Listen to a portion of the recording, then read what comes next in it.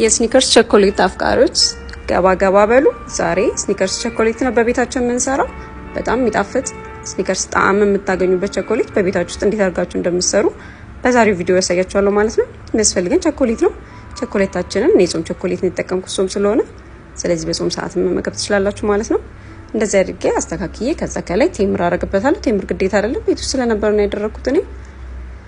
ቴምራችንን እንደዚህ አድርገን ድርድር አድርገን ካስተካከልን በኋላ ለላዩ ላይ ለውዝ ኦቾሎኒ የለውዝ ቂቤያችንን እንደዚህ አድርገን እንቀባለን። አስተካክለን እንደዚህ አድርገን በስነ ስርዓት ከቀባን በኋላ ከላይ የተሰባበረ ለውዝ እናደርግበታለን።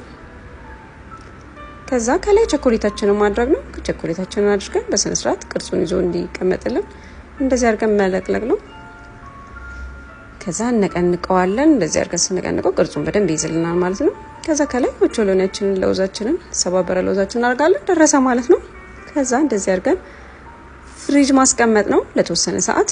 ፍሪጅ እንደዚህ አድርገን እናስቀምጠዋለን። ከዛ ይሄን የመሰለ ስኒከርስ ቸኮሌት ደርሶልኛል ማለት ነው።